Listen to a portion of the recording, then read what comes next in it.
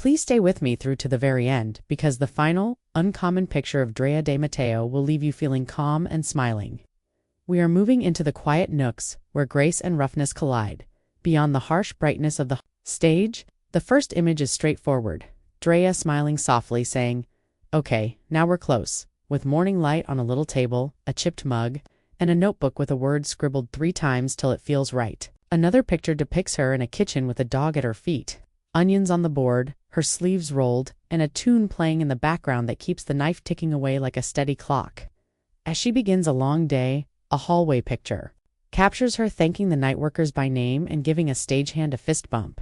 She attempts a line low, then lower, and then with a slight lift at the end, and the entire scenario breathes differently, like a window just opened, while the shoes are off on tape marks during rehearsal. In a bus seat image, she is wearing a sweatshirt, pressing her head against the glass with the city lights blurring behind her as she emphasizes a sentence that seems to be her own.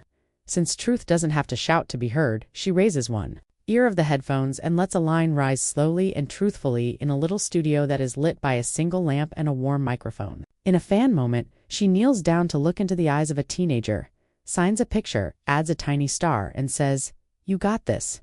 You can see the shoulders relax.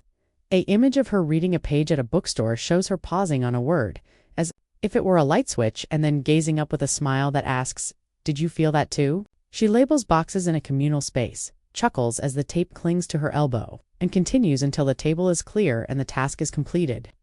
You can sense the calm and the pace as she walks in a park at early with her shoes wet from dew, discussing with a buddy how little steps add up to big days, as if caring is a rule rather than a feeling. A makeup mirror photo displays a small heart, and the words, "Be real." In another picture, she is seen correcting a misaligned poster, and laughing so loudly that the hallway becomes quiet as she shakes her head at herself. She may be seen counting beats beneath her breath in a small stage photo. And when the rhythm and the truth coincide, she smiles. Since every scene involves numerous people, she writes thank you notes to each member of the crew individually. In a private room, a timid cat is held in a shelter frame beneath her chin while she murmurs slowly until a tiny purr akin to a tiny engine begins to start.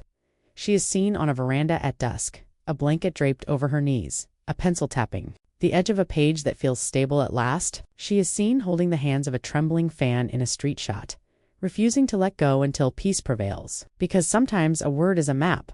A folded napkin with the word home circled twice is seen in a bus table image. Another picture shows her seated in the back row of a small church hall while a local choir gently pours rain on her. A candle is low, the page is half filled, and her hand is resting on the words as if to keep them warm in a late-night frame.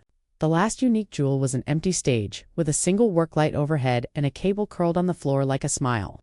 Standing in the middle, her feet planted, her eyes closed, for a single deep breath, Drea silently thanks the room, the journey, and everyone who listens with open hearts. Please enjoy this video, share it with someone who needs a little encouragement, and subscribe if these moments helped you get to know the person behind the name.